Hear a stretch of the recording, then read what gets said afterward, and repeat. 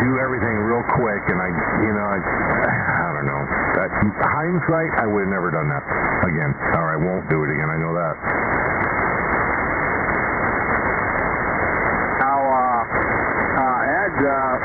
Dave and I played with those things for a couple of years over there in Fort Lauderdale. We were changing the size of the capacitor, and we were using 250 pico, 500, and 750 at 10 kV doorknobs. And as you would put 250 would get you to about 3,800. 500 will put you at 3,900, and 750 will get you up close to the end of the band at 4,000. So it just the value of that cap would determine on where you end up on 75 for your flat spot. Yeah, cool. How did that affect the other bands, or not at all? Not at all, because that occurs right at the 66-foot mark, and so before that is all the other bands, the 40 through 10, and so when you switch to 75, the cap goes in line, and now you're using the whole piece of wire. Yeah, that's interesting. So we tried all different lengths and sizes of coax, and we found out 100 feet of 213, which is only 50 feet from the feed. We did 8 turns, 18 inches before it plugged in, and tie wrapped that. 8 turns of coax is like an ugly bomb, they call them. And then we took the excess and we coiled up in an 8-foot loop underneath the shack, and then it came up through the floor, and voila, flat. 40 kcs up and down on 75 without a tuner, and the whole 40 and most of 20.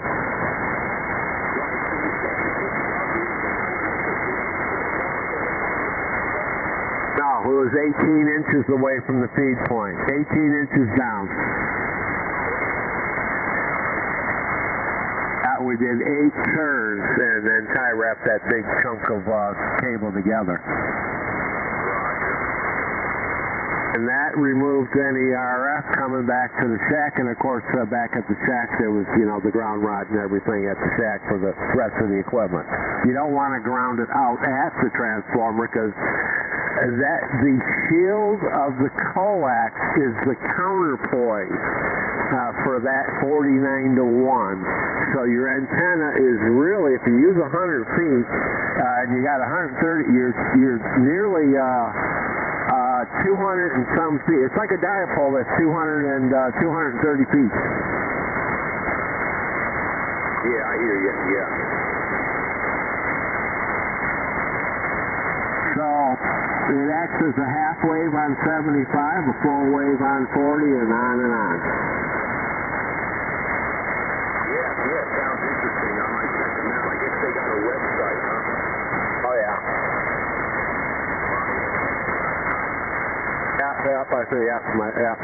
You just go to Google and type my antenna, and boom, it'd be the first pick in there.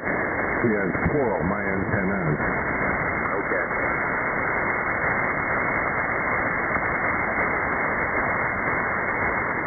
They're very vague on what they do. They'll show you some plotting and stuff like that, but they don't get really deep into the specifics, because there's also another company up there in Ocala, Ultimax. They do the same thing, and they claim they don't need tuners and all this stuff either. But looking back, I think I would have bought an Ultimax over my antennas.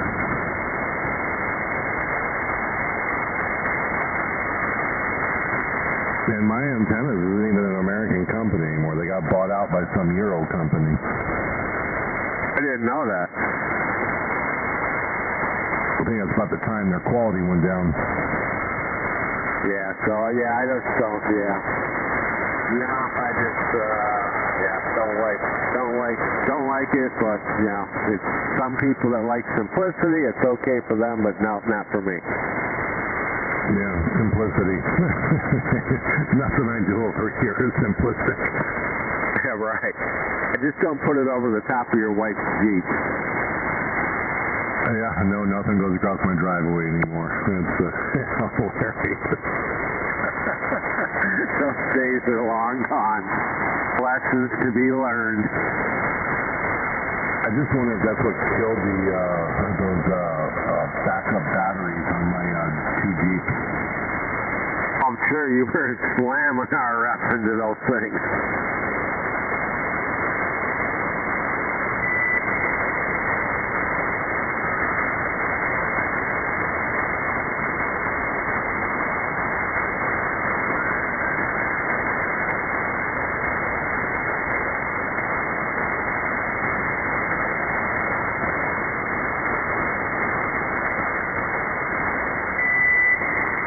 That's the way it was? Yep, it's brand new. I mean, it's been sitting here forever because I wanted to make a loop antenna, you know. And I'm starting out with small, and I was going to work up, you know, to a much larger loop. But sitting here, I'm like, why is this damn thing not working?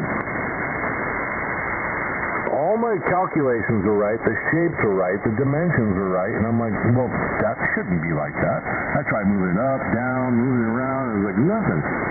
Right, you couldn't get no SWR at all. Yeah. Yeah, that should be a big difference. 4 to 1. Yeah, if you got a 200 ohm resistor sitting around, you could put that across the output and stick your analyzer and see if you got 50 ohms. Yep. Don't have one. Well, maybe I do. It's low wattage, right? I know I've got one. Yeah, the wattage means nothing. It's just the ohms, and that way you know that it's performing, you know, properly. Yeah, I had to buy one of those big kits, you know, with I don't know, 1,000 resistors, because I needed one resistor for a 2-meter amp that I was rebuilding, and the only place I found it that was, you know, that it could get delivered the very next day came in a big giant kit, and I'm like, all right, so I've got resistors that I will never use. Resistors up to yin-yang, they say. But, yeah, I guarantee it. There's probably a little list of what's in there, so guarantee it. Yeah, that's it. And what are they, just quarter watts or something? Yeah, they vary. There's different sizes and wattages and, yeah, all of it.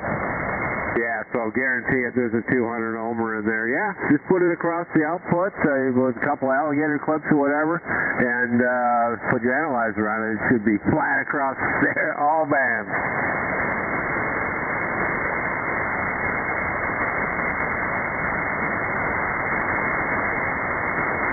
I almost bought a little capacitor package like that too. Man, I don't know. I've got so much stuff, man.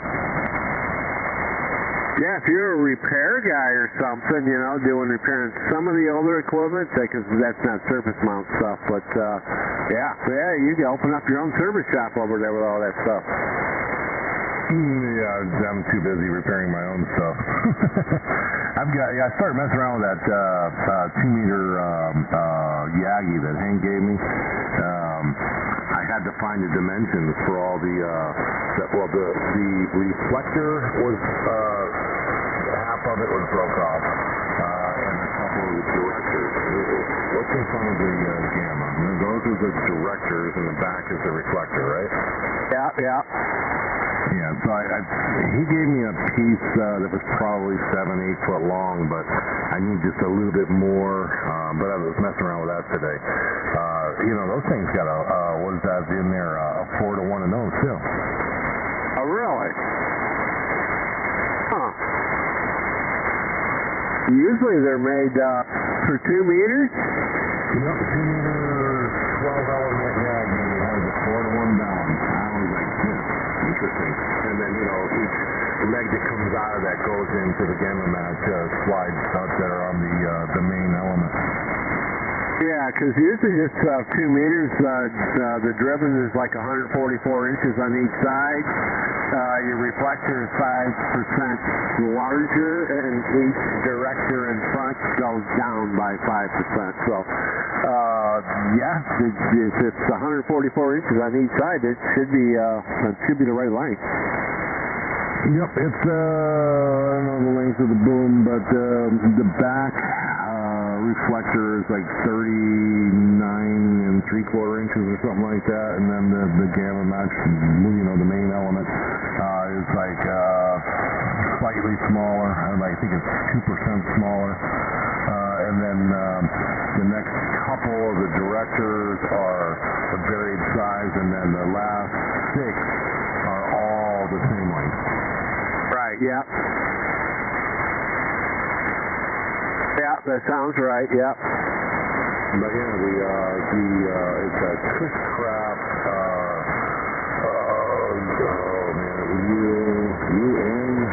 UN or something like that. I forget what the hell it is. But yes, it's 4 to 1. Exactly right. And it's 2,000 watts. So that's pretty cool too. That's sounds like the old Cushcraft 13 element that I always wanted to have. Yep, that's what it is. Like one element short. I mean, I could probably, add a little bit more to the boom and add another director on there and make it a 13 element because they use the same balance.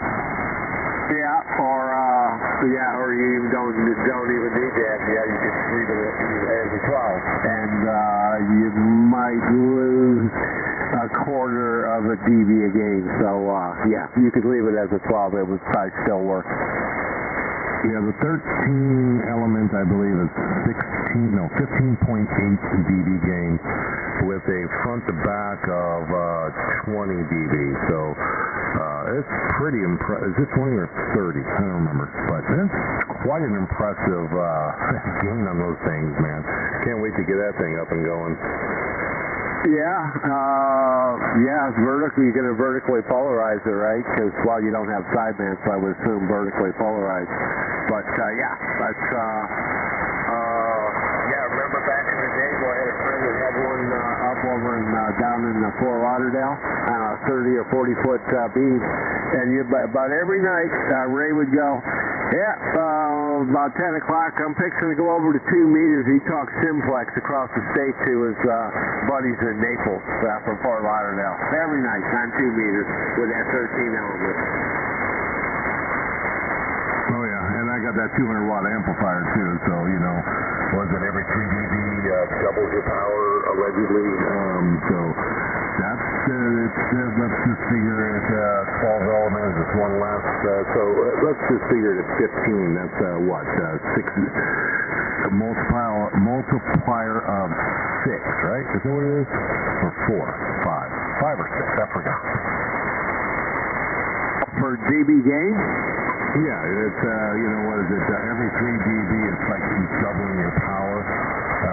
So being a 15, what is that? That's 5, like doubling your power 5 times. Or 5 times your power input. There you go. Yeah, I forget the formula. The 1X unit is 6 dB gain, something like that. That'd be pretty impressive. I'm gonna get that up in the air. I just gotta figure out the distance because I don't want to put it above my hex beam. I'm gonna put it below. So I just gotta get a longer pipe to go inside my top cap of my tower. So I could be at the tip of the elements when I need them to be at least 4 foot below the hex beam. Yeah, you're going to need a pretty long pipe. You don't want to overload that weight on the top. I know the hex beam ain't that heavy, really, but either way, the wind and stuff, even this afternoon, like those little showers can produce pretty good wind. So you would have to be using, some 1.5 or 2 inch fence piping or something like that. Pretty heavy stuff. To be able to have that distance between all that. Yeah, well, what I like doing is 6061 aluminum. It's thick stuff, and even if it does start to flex, it goes back. It doesn't hold its shape like galvanized would. So I use 6061 aluminum as a thick wall, But I have a 4-foot piece now, and I need to go and get an 8-foot piece.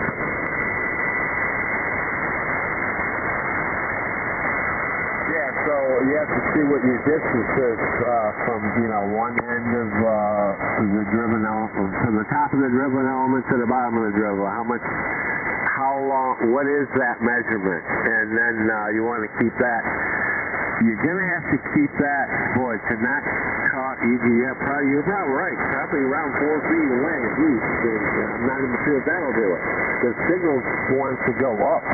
When you transmit, see, it still may be transmitting right into your hex. Yeah, I mean, if it was horizontally polarized, it'd be a mess. But being vertical underneath a horizontal, it should be okay at 4 feet. That's by my calculation. 4 foot at a minimum. So 6 foot, obviously better. This is like when you put a sidearm out and put a channel master repeater tower off the side of a tower. It's generally 4 to 6 feet off the tower. Right, yeah, to get away from all that metal. So, yeah, that's it. You're just going to have to, plan that out. And what you say you got a pretty good ham 4 or something. You got a good rotor, right? Yeah, ham 4. Oh, yeah, so you better rock and roll with that. And, that'll, just find that distance, You may have to go up and down the tower a couple times and move it up and down, and see.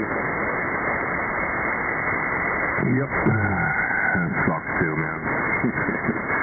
But, those are the goals this winter, man, to get all that back up in the air. The tower's going to be about, what did I calculate it at the very tip of the top cap. It's going to be 39 feet roughly. And then, so that's ideal. But now I need it to be at least 35 for the 2 meter. So I guess 20 meter needs to be at least 33 feet. Yeah, it'll be all right. Yeah, I got it. It'll all blend right in.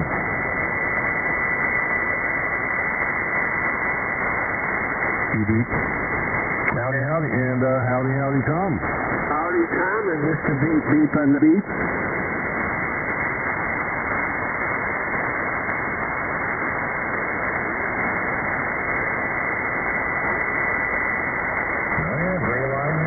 Upon us, and now, Tom, you're up to an S8 and sometimes an S9.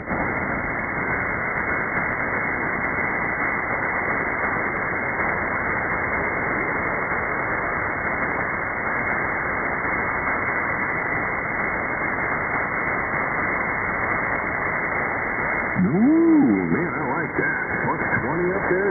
Ooh, man, that's cool. I didn't know my radio could get out that far. Especially with some ham sticks on the flat side,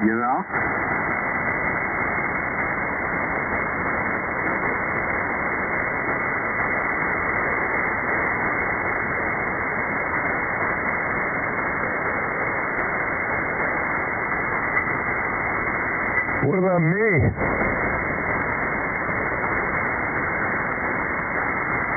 That's me. Well, I guess you can't hear me. That's flip-flop. Is me a him? Oh, no, I'm a flip-flop. No he, she, or we. or is it a she or it? And then wouldn't that be she, it? Well, the she's it could be scatophobic quayfib, you're right. She's it.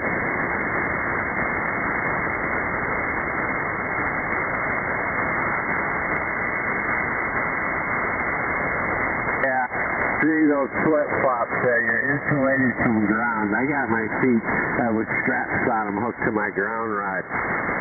So what's my signal report here on the beach there, sir?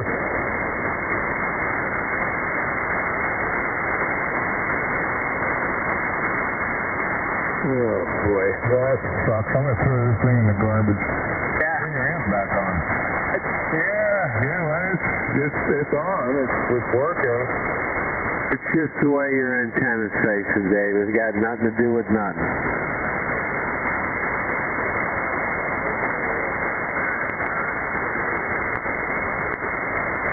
Okay. Oh yeah, when you throw all that shit out over there, Dave, Well, my garbage can's empty. The shield there, Era steel sem wheels and then shield, the shield of the What? Yeah, old Okeechobee Tom knows how to talk a little carny.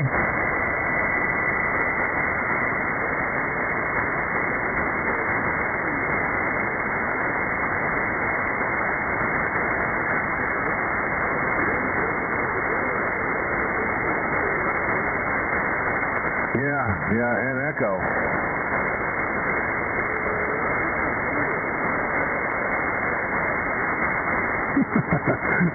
No, Tom, there isn't. I'm fucking with you.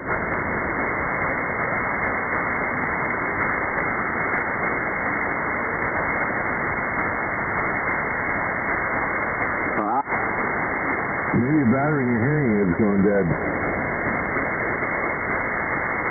Tom, your signal's coming up, man. You're it's that copyable.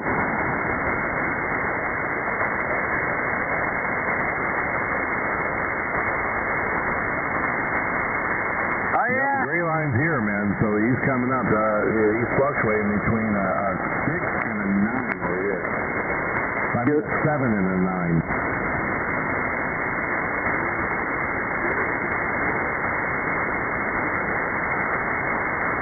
Woohoo, man.